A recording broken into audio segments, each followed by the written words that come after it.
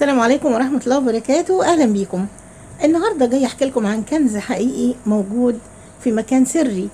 بحكي لكم تجربتين من واقع الحياة. التجربة الأولى لابن كان عاق لأمه، وكان دايما صوته عالي عليها، وكان ساكن في بيت جنب بيتها.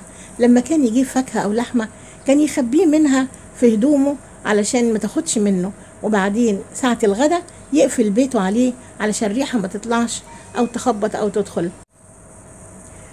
كان دايما تدعي عليه دعوة: روح إلهي تحسس على الطوبة تلاقيها روثة.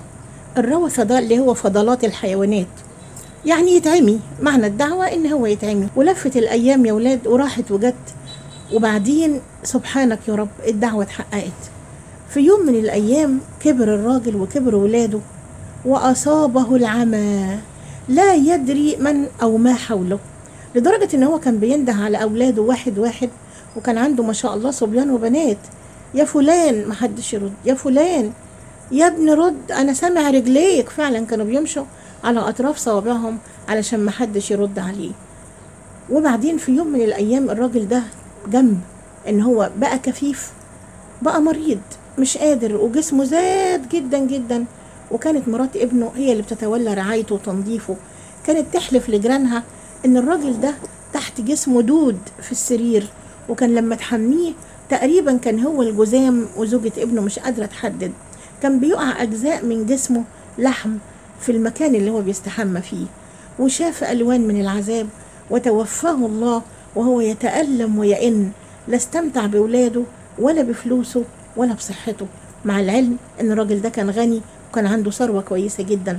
على النقيض تماما كان له أخ فقير وعنده أولاد كتير جدا، لكنه كان بر بأمه قوي. والأم كانت عايشة مع الابن الفقير ده. كان لو جاب فاكهة أو لحمة في يوم من الأيام كان يحطها في حجرها وهي قاعدة قبل ما يطلع لأولاده. وكانت هي نفس الأم تدعي لابنها الفقير ده: روح ربنا يطعمك من خيرهم. وفعلا أنا شفت بعناية المنظر، وشفت أولاد الراجل ده لما سافروا كلهم بره، وكانوا بيبعتوا له عملات أجنبية كتير، ويبعتوا له لبس وبرفانات، ولما يجوا يهتموا بيه ويبوسوا ايديه، وكان دايما لبسه نظيف ودايما نعم وحاضر وطيب. وزوجته كانت مطيعة ليه.